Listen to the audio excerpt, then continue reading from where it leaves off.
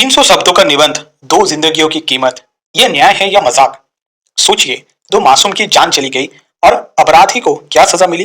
बस 300 शब्दों का निबंध लिखना। क्या न्याय इतना सस्ता हो गया है? और इसके ऊपर 2 लाख में फॉरेंसिक रिपोर्ट खरीद ली गई।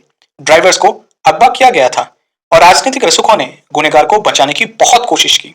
क्या कोर्ट रूम अब कानून का मंदिर है या अमीरों का बाजार? पैसा बोलेगा तो क्या इंसान चुप रहेगा? ये वही देश है जहां गरीब चप्पल खींचते खींचते न्याय के लिए मर जाते हैं और अमीर बस एक फोन कॉल पर बरी हो जाते हैं। क्या भारत की न्याय व्यवस्था बिक चुकी है? अगर आज आप चुप हैं तो कल आपके साथ भी यही होगा।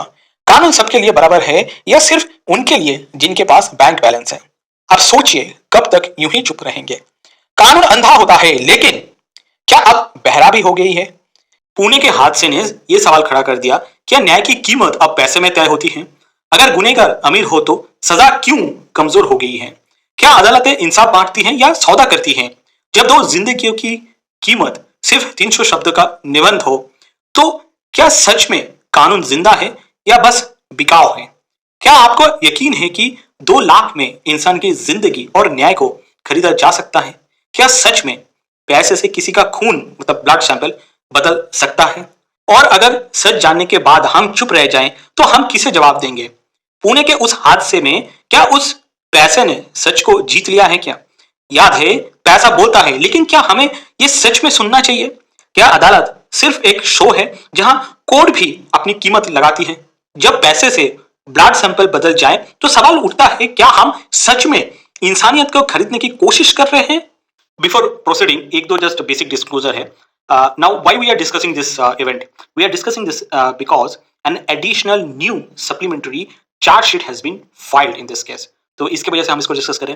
और एक चीज है, जैसे कि हमने पिछले घटनाओं को पहले ही वीडियो में चर्चा किया था, तो हम ये जो वीडियो है, इस वीडियो में अक्टूबर 2024 से जो भी और जितना भी डेवलपमेंट हुआ है, हम उसके ऊपर ही चर्चा करेंगे. Hello friends, this is Chandan, welcome to my channel.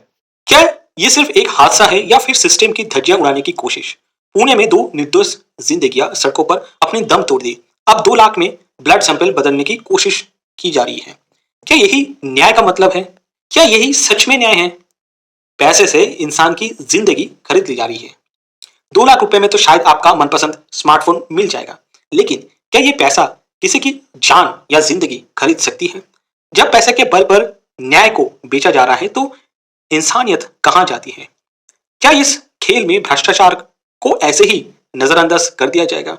कभी सोचा है कि जब भ्रष्टाचार खुलेआम हो रहा है, तो हम किसे दोष दें, सिस्टम को या खुद को? जब लोग खुलेआम खून मतलब ब्लड सैंपल और इंसाफ को खरीदने की कोशिश कर रहे हैं, तो ये सिर्फ निराशा नहीं बल्कि गहरी चिंता का कारण बन जाती है. क्या वो परिवार मतलब वेदांत अग्रवाल का परिवार सिर्फ इंतजार कर रहे हैं कि कब लोग इस केस को भूल जाए? एक ऐसा केस जिसमें उनकी बेटे की गलतियों को अनदेखी की जा रही है. और सच में लोग इतना जल्दी सब कुछ भूल जाते हैं क्या? क्या ये खेल बस पैसे वालों के लिए है? पैसा बोलता है और कहते हैं पैसा खुशी नहीं खरीद सकता. तो फिर जब पैसा सारे नियम बदल दे, तो क्या इसका मतलब ये नहीं कि हम खो चुके हैं वो सच जो हमें कभी चाहिए था? क्या अब हम सब कुछ भूलने को तैयार है बस क्योंकि पैसे वालों के पास ये शक्ति है? भारत में न्याय सिर्फ एक लग्जरी बनकर रह गई है, जिसे आम इंसान कभी नहीं खरीद सकता. अगर आपके पास पैसा नहीं, तो क्या आप उस न्याय का हकदार भी नहीं है? हम गुस्से में नहीं है उन माता पिता से, मतलब वेदांत अग्रवाल के माता पिता से, बल्कि हम गुस्से में हैं उस सिस्टम से जो सिर्फ ताकतवर लोगों को फायदा पहुंचाता है. क्या यही न्याय है, जबकि आम लोग रोज संघर्ष कर रहे हैं? कुछ लोग पैसे से सिस्टम को बदलने में सफल हो रहे हैं. कानून अंधा होता है, पर क्या आप ये सिर्फ अमीरों के लिए ही अंधा है? Maharashtra government sacks juvenile justice board member एलन डंडाडे and Kavita Thorat, who granted bail to Pune Porsche teen Vedant Agrawal on condition that he writes a 300-word essay on his learning. 300 शब्द का निबंध, बस 2 जिंदगियां चली गई और सजा सिर्फ एक निबंध लिखना. ये न्याय है या स्कूल का एक सिंपल प्रोजेक्ट? क्या अमीर के बच्चे सिर्फ कागजों पर पछतावा लिखते हैं और गरीब के बच्चे जेल की सलाखें गिनते हैं? कानून सबके लिए बराबर है क्या? बाकी कहते हैं नौकरी में इज्जत और ईमानदारी सबसे बड़ी पूंजी होती है, लेकिन उस फैसले ने यह साबित कर दिया कि रिटायरमेंट प्लान बनाने के लिए बस एक फैसला काफी है. इंसाफ बिकता नहीं, पर किराए पर तो लिया जा सकता है ना? क्या यही है न्याय का असली चेहरा? अब मान लीजिए हर केस में पैसा और ताकत के दम पर सच्चाई दबाई जाती है, तो क्या हम किसी स्वतंत्र न्याय व्यवस्था की उम्मीद कर सकते हैं? कभी सोचा है कोर्ट अब मजाक बन के रह गई है? अगर आप पैसे वाले हैं तो अब मान लीजिए आपके पास पैसा है, मतलब जनरली पैसे वाले के लिए न्याय की कीमत तय हो सकती है, लेकिन बाकी लोगों के लिए इसे खरीदने का कोई तरीका है क्या? आई बिलीव कोई तरीका नहीं है। क्या सच में अब कानून सिर्फ उनके लिए है जिनके पास बैंक बैलेंस है? तो सोचिए, क्या अब अदालतें न्याय बांटती है या समझौता? क्या सजा का मापदंड जेब से तय होती है? और क्या हम चुप रहेंगे या सवाल उठाएंगे? सच का सामना करना आसान है, पर उसे दबा देना कब तक ये चलेगा?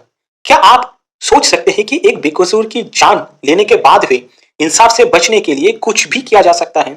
चलिए सुने, एक रियल एस्टेट टाइकॉन ने अपने लाडले बेटे को बचाने के लिए क्या क्या नहीं किया। पुणे से भाग निकले खुद, फॉरेंसिक डॉक्टर को घूस दी, probably they are suspended now.